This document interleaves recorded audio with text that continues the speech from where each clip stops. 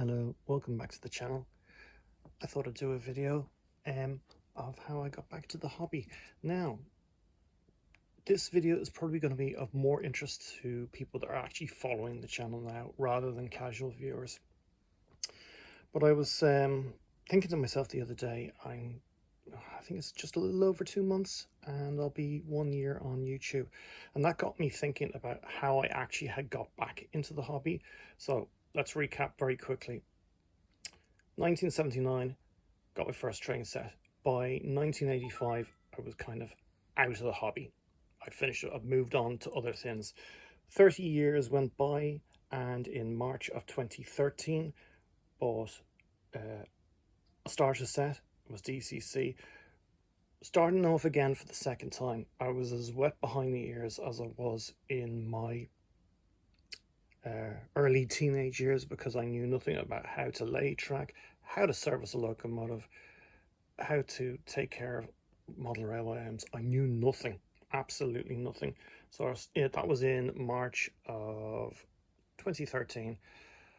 The baseboards you see here, these weren't constructed until the May of 2017. So when I started off again for the second time, I'm just going to pan around here slowly so I don't make everybody dizzy. The track literally went around the attic floor here, all the way down past this kind of power box for a power shower, and around here, very close to this attic door, and all the way back around. And you see these boards here on the ground. You're probably wondering what they are. Underneath, there's chipboard. When we moved into the house, the attic was chipboard, and the track was actually secured to the chipboard. It was okay, but when you stood on the chipboard boards, because they are sections, they would flex slightly. So after about 4 years, I said, that's enough of that now. Let's think about how to do this properly. And that's when I started constructing the layout boards with the, I think it's 5mm. I'm not quite sure. I think it is 5mm ply, and it's quite strong and it's braced. So as I said, thinking the other day, and then I realized, hold on a second, I had taken video footage of the old layout, just a couple of little short videos, less than a minute, and I had taken a couple of photographs as well.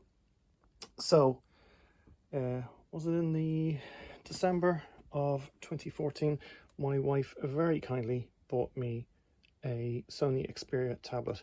So I actually have this tablet since 2014. Absolutely ridiculous. Still goes, still runs. It's literally held together by clips now. So I'm going to show you a couple of pictures of the original layout, and I'll show you a bit of video of the original layout. And it really was me starting off. In fact, the picture quality is okay.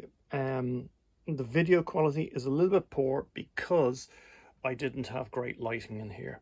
It was okay. It was okay to work in, but I had to improve on it. I actually have to improve on it further.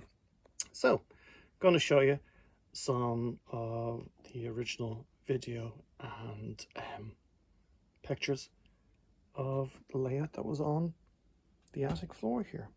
Okie dokie. Now, here's a picture I took. In fact, if I tap on the tablet, it should come in. It says 31st of January 2015 at about 8:30 in the evening.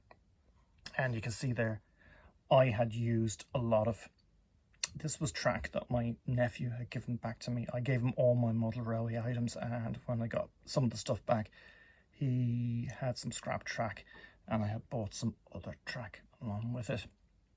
So 2015, that's 2 years back into the hobby, and you can see there's a lot of items here that have been bought on eBay. They're all still here. In the background there, you can see there's a couple of trains, and they're kind of passing by. That's why they're kind of fuzzed. It was like a moving picture. So you got a class 06 there with a freight train, class 25 with a couple of British Rail coaches. Actually, in here, you can see even at that stage, I had the CMX wagon. So even 2 years in, I was getting serious about maintaining the rail layout is as well as I could.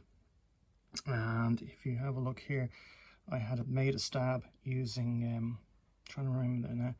It's that kind of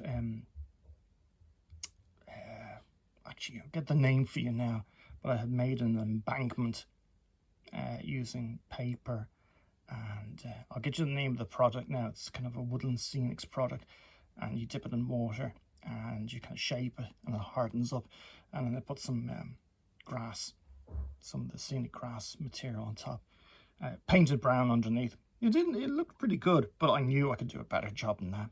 But you can't really see it as well. It's kind of you can only see the top of it really. So that was 2015. So let's have a look at another picture. If I scroll back now, just one sec. Yeah, later in that year, I started to get a few buildings. This is the other side of the attic now. And I think I had just bought that unit there and that HST. And you can see I just bought a couple of buildings just to have some kind of items on the layout. If I just scroll this way, yeah, that's just more pictures of them.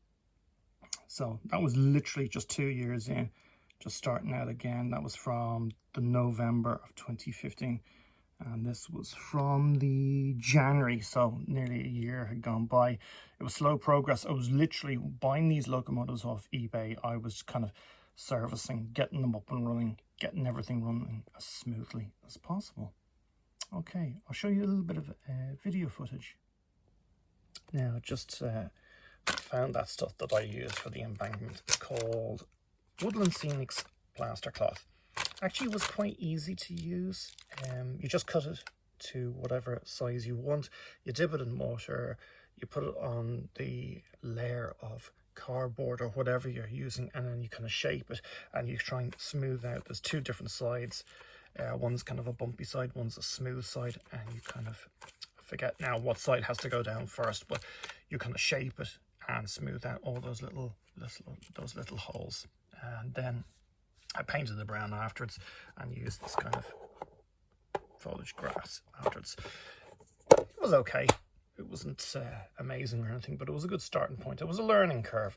The other thing I wanted to mention was the track that you saw on the footage just before this. I had bought a lot of Hornby Flex Track, and by the end of it, I just hated it. It just was, there was no strength in it at all. And even if you cut it as accurately as you could possibly cut it, it's still kind of, the rails would come away from the sleepers. I just didn't like it at all. So when these boards were going down, I had it in mind immediately. I was going to use the set track. It's my choice.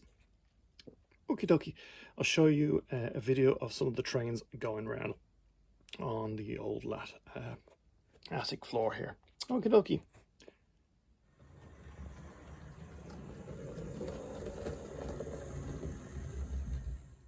Now, this is from literally, what date does it say?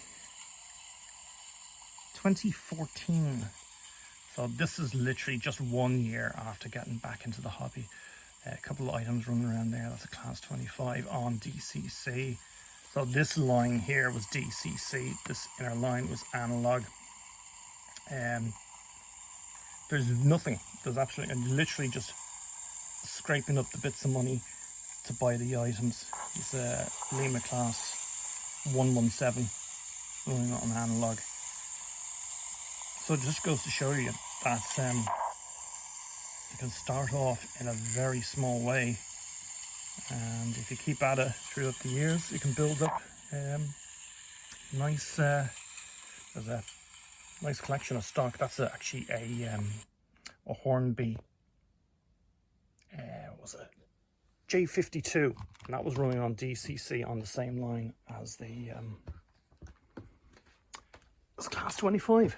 So there you go. You can start off in a very, very simple way in the hobby, and building up your experience. You can end up building quite a decent sized layout if you think about it. It all takes time. It took time even buying this wood, you know, like everything's expensive enough now.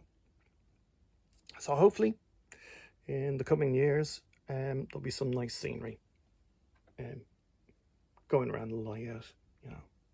And there you go. As I said, this is probably going to be only of interest to people who follow the channel and wonder where I've come from. A couple of people have said it to me that they've seen my channel, and it's kind of giving them the want to get back into the hobby. And as I said, you build up the experience throughout the years. So that's it for this video. And until the next time, everybody look after yourselves and take care. And I'll come out with another video as soon as possible. Until then, take care.